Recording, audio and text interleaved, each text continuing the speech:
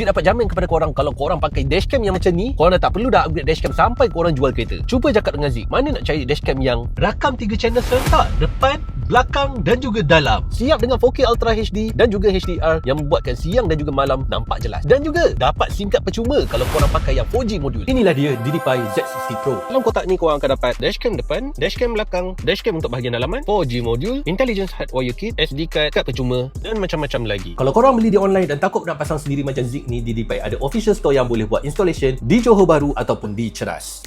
Zik, kamera dia cun ke?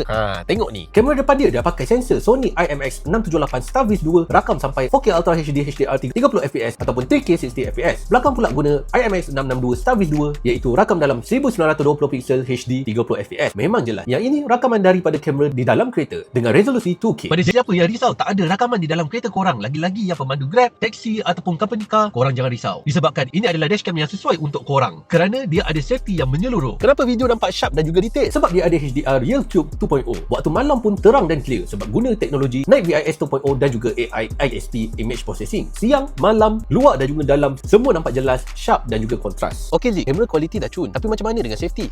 Jangan risau. DidiPi Z60 Pro ni memang dah lengkap dengan safety feature yang power. Pertama sekali, safety semasa parking. Dia ada sistem pemantauan 24 jam dan boleh detect jika ada apa-apa pelanggaran di kereta korang. Dan dia akan bagi notification. Dia juga rakam secara time lapse untuk elakkan penggunaan storage yang banyak. Dan juga dia ada 2 storage kalau contohnya SD card korang rosak. Kedua, safety untuk dashcam. Dashcam DidiPi Z60 Pro ni dah pakai bateri super capacitor untuk tahan lebih lama dan juga tahan panas. Dan kalau korang pakai 4G modul, korang boleh track kereta korang dekat mana. Korang akan dapat alert kalau jadi apa-apa dekat kereta korang. Korang boleh juga set geofencing bila kereta korang keluar daripada rumah untuk radius yang korang tetapkan. Zik, kalau dashcam dah rakam 4K ni mesti lambat kan nak download? Tak adalah. DidiPi Z60 Pro ni dia dah keluarkan satu sistem di mana dia menggunakan Wi-Fi turbo 5GHz. Tak payah dah tunggu lama lepas ni. Tengok rakaman yang korang nak, download dan terus save dalam phone korang.